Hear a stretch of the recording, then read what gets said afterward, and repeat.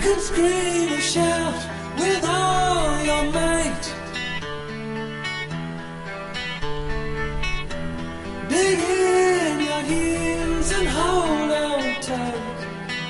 It's a beautiful day outside, and here I am talking to you. Dedication. Either you are wrong or I am right. Don't forget the ever-present third possibility. You are wrong, and I am right. Welcome. Welcome to another edition of Stating the Obvious, brought to you by the Cynical Libertarian Society. Today is 27th of March. It's Sunday. It's 2 o'clock, slightly after 2 o'clock. It is a gorgeous, nice, sunny day outside. And here I am, stuck in the studio with the lovely, the adorable Randy over in the control room, recording this. Why? Because I said I was going to get off my ass and get this done today. So I got to do it. Because I am dedicated. Because I have to get this information out there to you people. Alright, so today we're going to be talking about utilitarianism. And for those of you who may have missed this, I hate utilitarianism. I hate utilitarians. I think this is one of the stupidest excuses for an ethical philosophy ever conceived. However, what we're going to attempt to do today, instead of calling names, which is always fun to do, I'm going to attempt to explain logically and rationally what is wrong with utilitarianism. Of course, the fact that I have to explain this is frightening because it should be self-evident. This is all motivated, of course, by the fact that, as those of you who have been listening to Stating the Obvious know, I'm taking 2 philosophy classes, 2 ethics classes, in fact, this semester at CSU. And it just occurred to me today that the one interesting thing my other ethics class, as opposed to the other ethics class,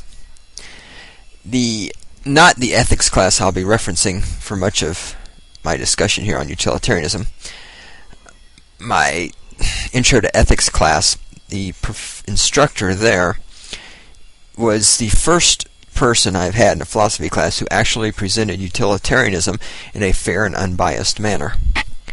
All the others I've had, such as Spear, who's teaching my Intro to Philosophy class, the one that I will be referencing here, he of course destroys every ethical theory that we come across, which is his job, until of course we get to utilitarianism.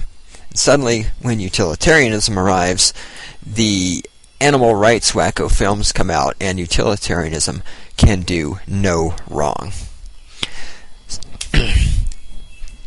Thus begins my series of lectures. Now, what I'm going to do is I have, how many pages of notes do I have here? I have 16 pages of notes that I am going to be going through. It's broken down into sections. And some of this is also numbered wrong, because Randy's a slacker. It's your fault. It's also your fault because you forgot to remind me to tell everybody that I am, of course, Skippy, founder of the Cynical Libertarian Society and the commentator here at Stating the Obvious. You also forgot to remind me to tell everybody that the email address, if they want to contact me, is sto@204eastsouth.com. 8, 9, 10. I have to renumber these because these notes have been written and rewritten and rewritten. What we're going to do, we're going to break this down into sections. We're going to, the sections will be, what does utilitarianism actually mean? Then utilitarianism in action, example number 1, euthanasia. Example number 2, slavery. Example number 3, abortion. Then there will be, why do people cling so desperately to utilitarianism if it's a failure as a moral theory? Next section will be the main reason people cling to utilitarianism, which is, of course, animal rights. We will then do a section called PETA, Greenpeace, and Animal Rights Wackos, what's really going on here. That'll be interesting. Then we'll do a final summary section called Spearisms, what's the point? And in the end, let's see, in conclude, probably the Extreme Measures movie will be included in that. So we'll see. We'll kind of see just how long everything takes. Yeah. Right then. So, let's kick this bad boy off. Overview. What does utilitarianism actually mean? Now, when you hear one of these left-wing wacko professors in the classroom talking to you about utilitarianism, you'll notice that they leave out a lot of things. Utilitarianism, basically according to Speer, means that if you eat animals, you're an evil bastard and you're going to die. I mean, go to hell. Except, of course, that Speer is an atheist, so I don't know how the hell you can go to hell. So far, the man hasn't really told us anything about what utilitarianism is, how it works, or any of the things that are wrong with it. And I also found a great website on the internet. The link will be on the page for information about utilitarianism. There's also a website out there which promotes utilitarianism. I can't remember if it's utilitarian.com. I think it's utilitarian.com. I should check on that. But see, I can present information that opposes my point of view because I'm always right. Alright, number one. Utilitarianism was originally conceived by, what's this idiot's name? Jeremy Bentham. I don't know why I can't remember that. And of course, it was later advanced by Mill. I'm going to try to avoid calling him Mills, which I always do. Is it... See, I'm having a brain cramp. Is it John Stuart Mill? What do you mean you don't know? Randy, you're supposed to know. Go find out. It was later advanced by Mill. Now, originally, utilitarianism was conceived as a top-down moral theory. The idea here was to assist governments and legislatures in making moral decisions. The whole problem with creating an ethical system which is specifically designed to help a government make ethical decisions for other people is, first of all, the entire top-down part. People who are, quote-unquote, better than you are going to be deciding what's right and wrong, deciding what's best for you, and you're going to have to be doing it. Looking at this realistically, because, things like this can look really good on paper, but my question is, do we really need the government, do we really want the government making moral decisions? I mean, look at the people in the government. Look at our government today. Our government is composed of morally upstanding and righteous people. We could totally trust them to make ethical and moral decisions, right? I find it fascinating, too, that if you look at people who are utilitarians, almost always these people are going to be left-wing, socialist, communist, progressive, Democrat wackos. By the way, progressives are just people who are too stupid to know they're communist. These people are typically going to be of the left-wing political ilk. And I always find it fascinating that these are the people who will say, when they're attempting to oppose some weird wacko right-wing law about, not getting an abortion, or I don't know, whatever the hell the right-wing wackos are trying to ban this week. But the left-wing wackos, who are typically utilitarians, are the same people who always say you can't legislate morality, which is fascinating because utilitarianism is a system created to assist governments in making ethical decisions. And if a government is making ethical decisions, and part of the key part of utilitarianism is that not just the government makes an ethical decision. I mean, anybody can do that. But the point is that the people have to follow it. Excuse me. So if the government is making an ethical decision and the people are following the government's decision, well, I'm pretty sure that's called legislating morality. But as we will discover, utilitarians are people who constantly contradict themselves and have no clue they're doing it. Simply, I just don't think they're smart enough to know they're doing it, because you can't be utilitarian and be intelligent. I've discovered that in my life.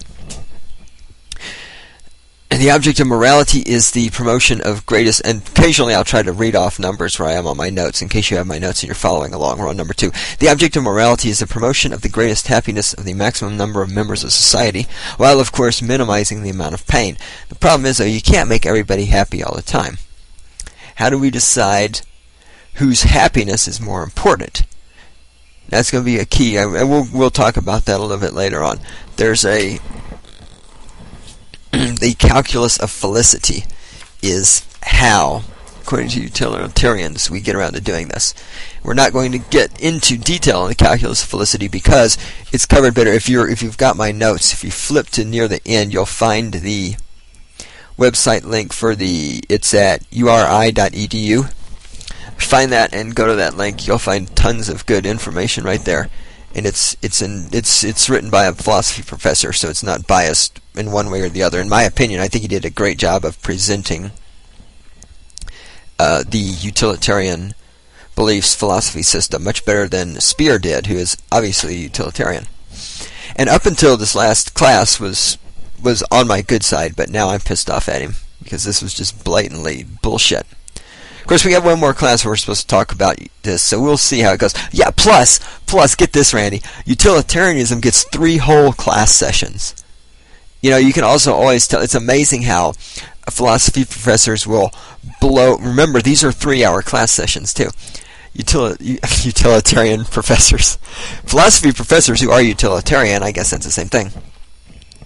You know, they'll blow over ethical egoism and Kant and social contract and all this stuff, other stuff in one session. But boy, when you hit utilitarianism, you bog down and you are there for days and days and days as they go on about this.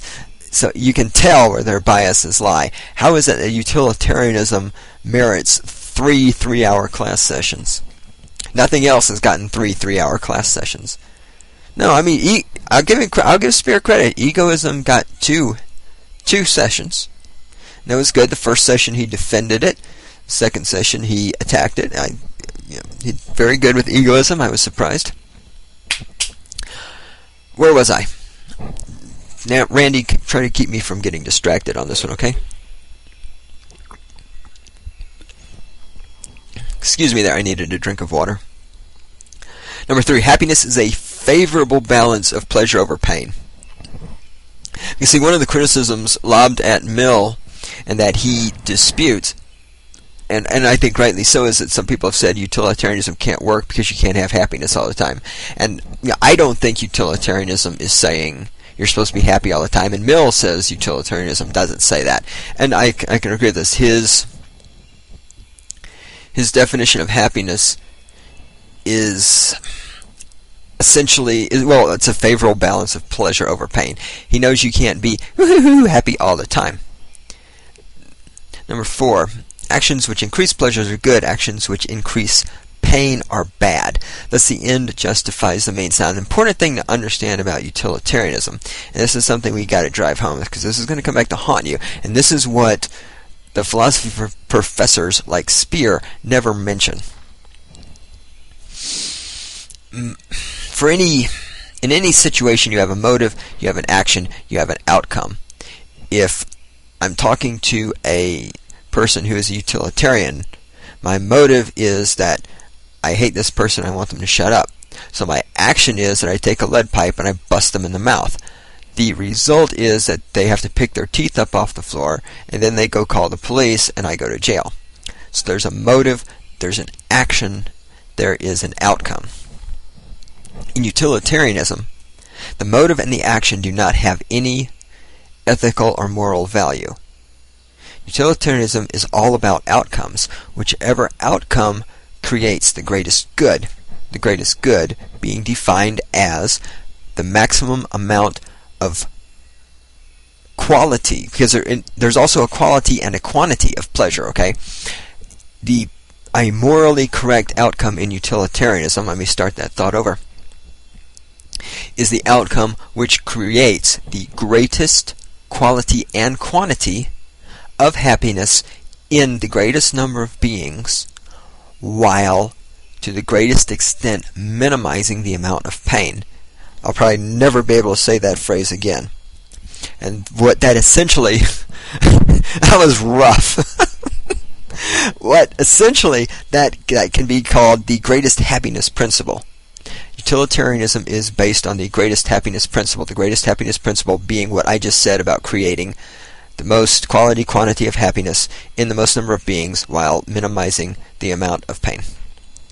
From here on out, we will refer to that as the GHP, or the greatest happiness principle.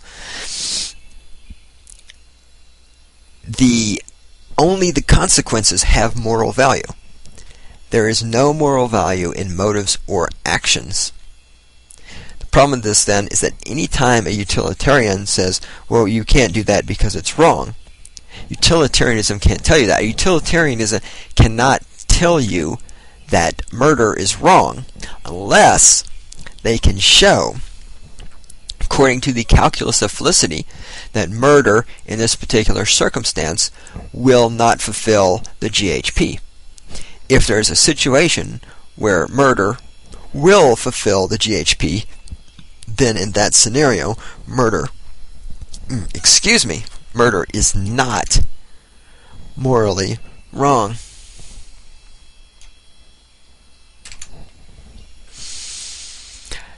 Number 5, happiness and measurement and the time frame. How do we measure happiness? This is where we start getting into the technical problems with utilitarianism. Utilitarianism, via the calculus of felicity, the COF, as it will be referred to in the future. The COF says that you can, in fact, scientifically measure happiness. Because remember, Bentham set this up as a method for governments to scientifically measure and calculate happiness and then go out and do the morally right thing.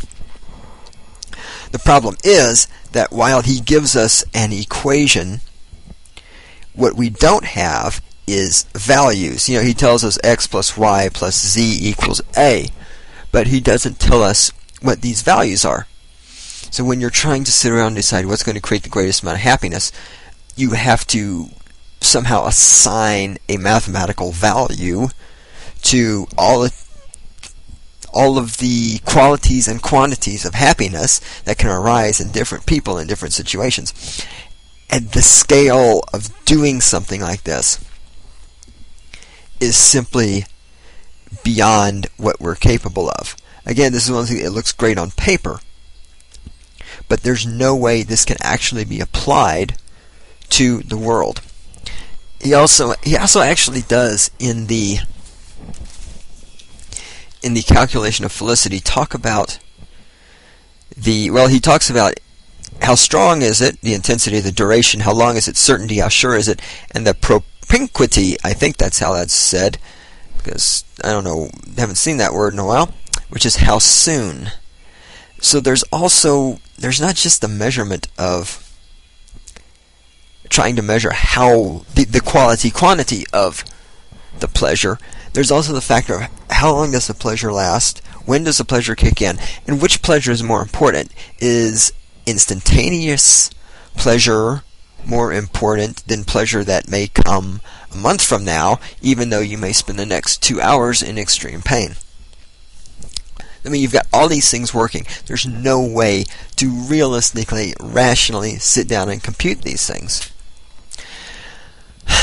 Number 6, if we're supposed to create happiness and decrease pain, excuse me, what about the pedophile? His happiness comes from having sex with young children.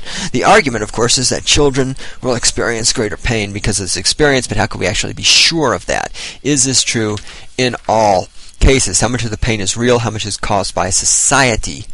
If people accept sex with small children as normal and healthy, for example, NAMBLA, and the children are raised to accept this as normal and healthy, would it really cause them pain, or might it actually cause them more happiness again? So you're in a situation like this. You can't just say, and this is the point where I'm going back to this, you can't just say that having sex with small children is wrong. You can only say that if you can show via the COF that it will violate the GHP. You can't just slam out there and say, well, you can't have 40-year-old men having sex with 8-year-old boys. You can't outright say that any action is moral or immoral under utilitarianism until you've actually done the the COF. Because motivations and actions are not moral or immoral, only outcomes. Number 7, I think, yes, number 7. Is that, have I got this number right? I do, yeah. Number 7, the greatest happiness principle, the GHP, holds that actions are right in proportion as they tend to promote happiness, wrong as they tend to produce the reverse of happiness. And I know I'm somewhat circular here, but I just want to make sure I cover everything. If the end justifies the means, and in utilitarianism it does, that means no action is wrong, only results or outcomes are wrongs. Now this is important because we're going to be coming back to this over and over and over and over. Neither action nor motive are morally right or wrong, only the result can be said to have moral polarity. So how exactly does one qualify and quantify happiness? While utilitarianism claims this can be done, as I said, we've yet to see the actual list, the point value system. We have Bentham's COF, his calculus of felicity, but we don't have the numbers to actually plug into it. Jeremy Bentham created utilitarianism with the aim to develop an argument for how governments should form legislation.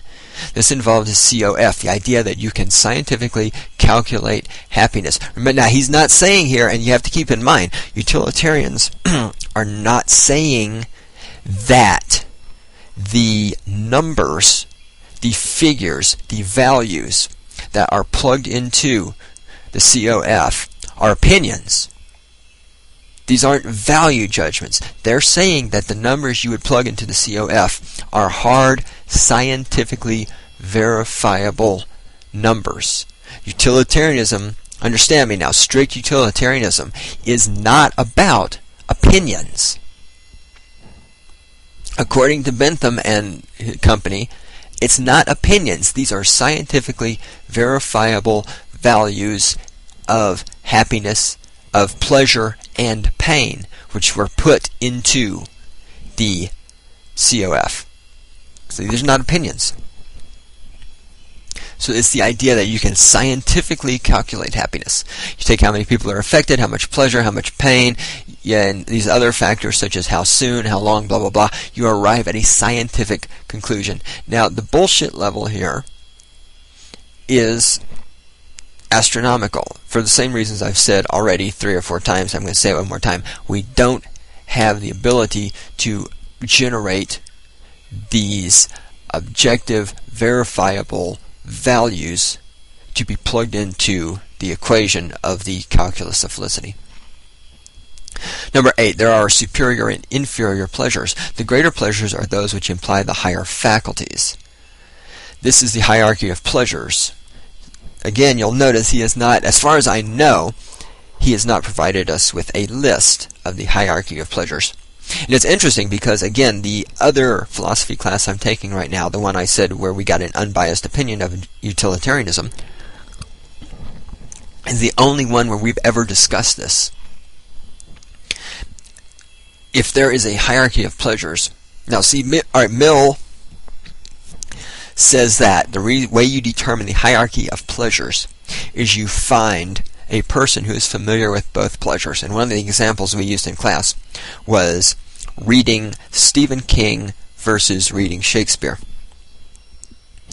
So you find someone who has read both Shakespeare and Stephen King. You say to them, of these two pleasures, which engages the highest number? Let me think a second before I say it. Which engages the higher faculties. That is to say, which requires more intelligence to understand, and which also, it's not just how well you understand it, it's also going to include how much pleasure you get from it, how much it stimulates you. So you would go to this person who's read Stephen King and Shakespeare, and you would say, which of these engages the higher faculties? For the purpose of our discussion, let's say that most people say Shakespeare. Therefore, Shakespeare will be a superior pleasure to Stephen King. So we've got to, somehow or another, we've got to go out and find all of these people who have experienced all of the options for all of these possible different pleasures. We've got to do a poll of them, and then we're going to come up with a hierarchy of pleasures, which of course is one of the things we're going to be using to determine the numbers, the hard numbers, which are going to be plugged into the calculus of felicity, the COF. Now, of course, the problem here is that even though the idea here is that you're going to get in this process verifiable scientific numbers, because the people are of course going to answer whichever of the pleasures is engaging their higher faculties. But the truth is, all humans are biased, except of course for me, I don't have to be biased because I'm always right. For those of you out there who are not familiar with me, that was a joke. Well, actually it wasn't a joke. I am always right. It's true, Andy. That was kind of a joke. Anyway, alright, train of thought, off the tracks. What was I talking about? Yes, thank you. Randy's job is to keep me online. That and to stand in the control room and look adorable. Alright, train of thought, no, I know where I'm at, I just lost my words. Thank you. So, the idea here is that we are going to determine this hierarchy of pleasures, and it's going to be unobjective and scientifically accurate. I'm just going to say that, first of all, how you're going to do this polling of all these people who have experienced all the possible different pleasures and create this list, the logistics of this are impossible. But the other problem is you also have to realize that you're going to be dealing with people's opinions here. You're not going to be able to get continuously objective input on all of these things. And it's just not going to flipping happen. Hang on 1 second. I need to pop over and pick up email. There we go. Now I have to remember, alright, where was I on my list? Yep, okay, good. Number 9. It's better to be a human dissatisfied than a pig satisfied. Better Socrates dissatisfied than a fool satisfied. This is one of the more famous quotes from Mill's writing. So there are not only levels of happiness, but levels of beings capable of enjoying or not enjoying these various levels. When it comes to making the decisions about right or wrong for society, I wonder who will be making these decisions. Of course, remember now, I call utilitarianism the morality of elitism because of the fact that it's a top-down moral theory. The fact that the people who are... Because, I mean, if somebody's going to be making all these moral decisions, isn't it going to have to be the people who know... Oh, I just thought of this. I just thought of something, Randy. If you're going to... if you're going to be creating the hierarchy of pleasure, if you want to know which causes more pleasure, killing another person or not killing another person, the only people you're going to be able to ask this question of is murderers. If you want to know what causes the most pleasure, raping a woman or not raping a woman, the only people you're going to be able to ask are rapists, because they're the only ones who know both sides of the issue. So if most of the rapists thought it was a good time raping a woman, under utilitarianism, under the hierarchy of pleasures, you're going to end up with rape being a greater happiness than not rape. You're going to end up with murder being, I don't know what the opposite of rape is other than not rape. I don't know. I walk down the street all the time and not rape women. I don't know what that's called. You're going to end up with murder possibly being a greater happiness than not killing people. So what do you do about that? There are...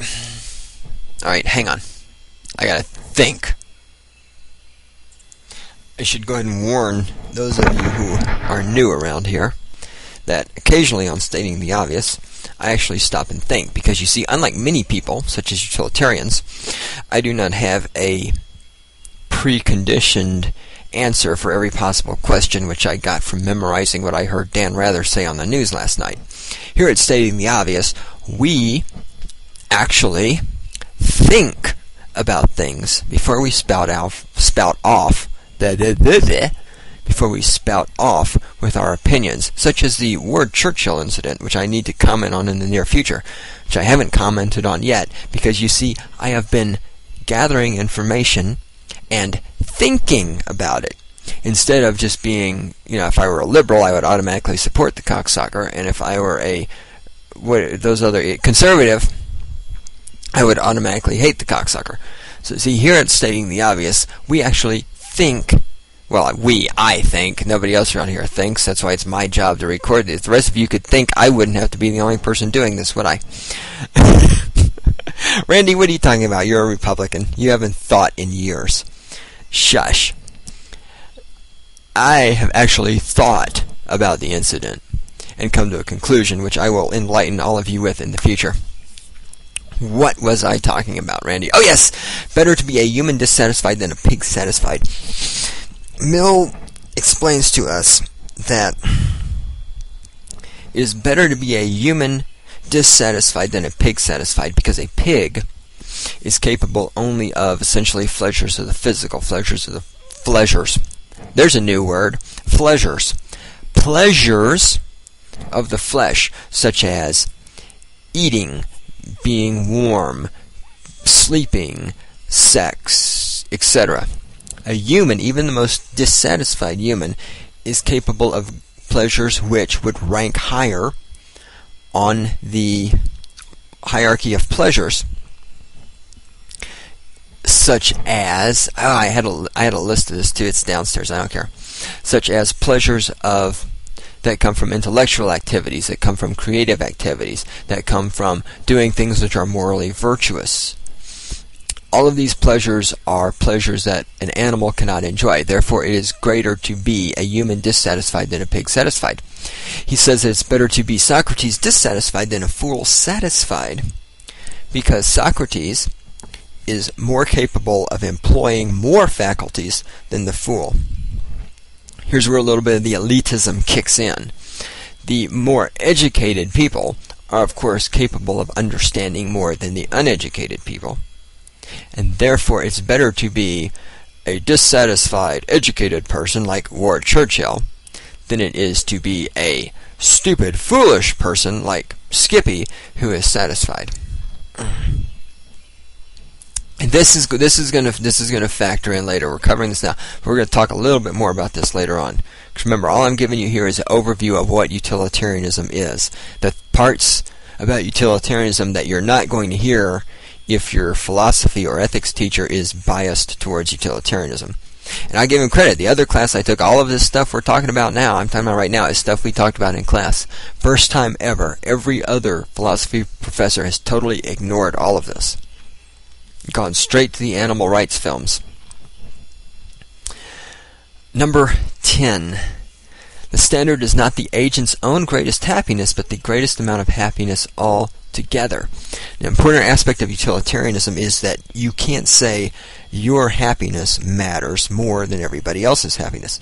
Everyone's happiness matters equally. There's a problem here.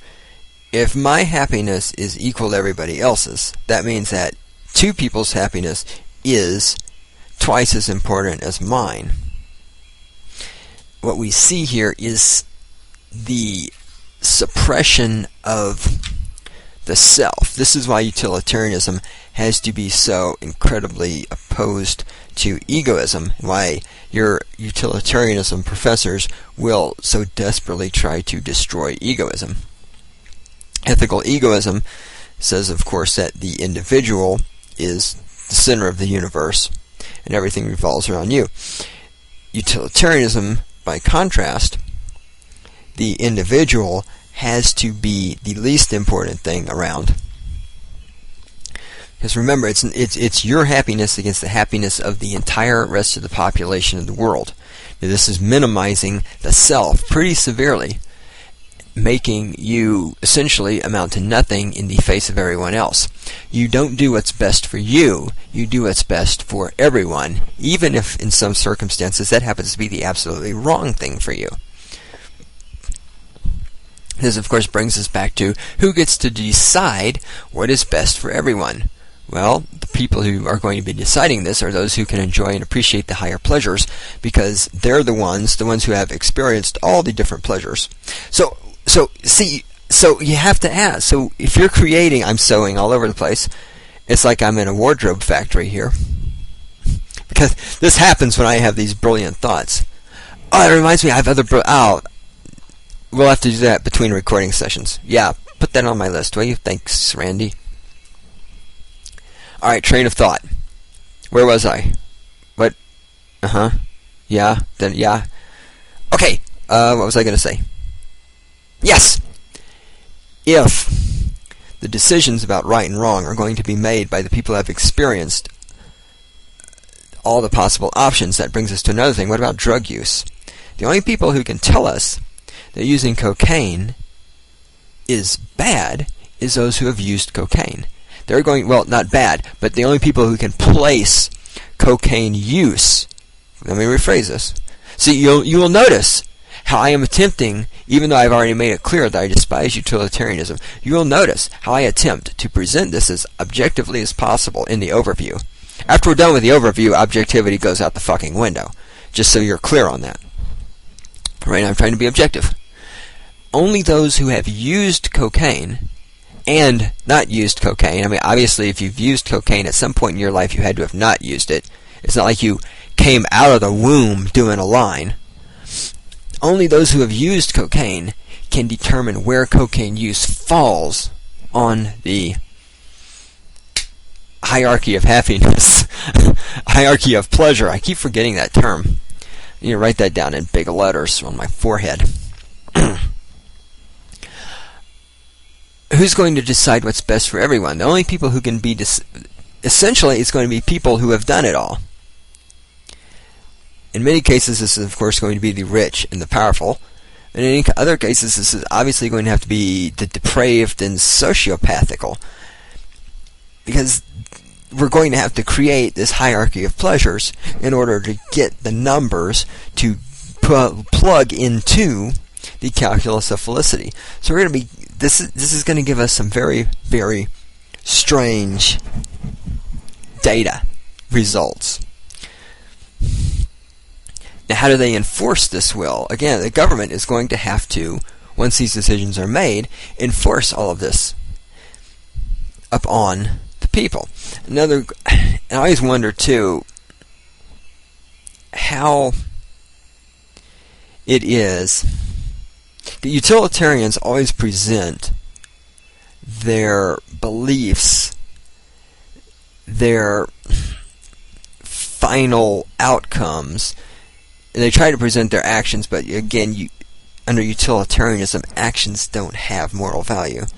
But they'll take something such as killing animals for food, and they'll try to present this as if it was just so stunningly obvious.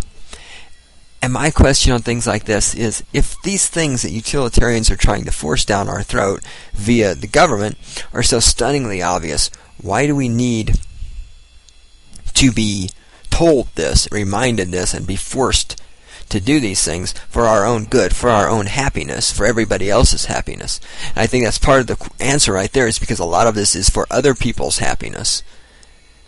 And human beings, like it or not, are egotistical, are selfish in their actions. That's yet another reason why this doesn't work. D, we're at the very end of the section here. D. What does the system remind us of? We have a system where the powerful are determining what's morally right and morally wrong, deciding what's going to make everybody happy, and then sending this down from the top, and you have to participate. I mean, this is the thing about utilitarianism. If you're going to implement it, everybody has to participate. You can't have the utilitarian system decide which actions are going to create the greatest good, and then people who don't want to participate in those actions just go their own way and do what they want. You can't have that. If you've got people who aren't participating in the action which is going to create the greatest amount of good, which is going to fulfill the greatest happiness principle, well, then those people are going to have to be eliminated from the system. How we eliminate them is yet to be seen. Do we put them on an island somewhere? Do we just brainwash them until they agree? Do we put them in concentration camps and gas them? I don't know. But this system of utilitarianism, when you look at it, reminds us a whole lot of communism. Reminds us a whole lot of National Socialism, which was, for those of you who don't know what that is, that would be Nazism. That would be the political economic system that Adolf Hitler implemented in Germany. What is it Nazi stands for in German? National Socialist Party? Something I can't remember. Anyway, National Socialism is the political economic philosophy of Adolf Hitler. Finally, number 11, I'm not really sure how this ended up in my notes twice, because I'm referencing back to the book, that's why. And if you have the notes, you'll see I'm referencing the book. I have page numbers. But again, I don't disagree with everything Mill's written. It's certainly not true. I don't disagree with everything utilitarianism says. He defines happiness in a very logical and intelligent manner.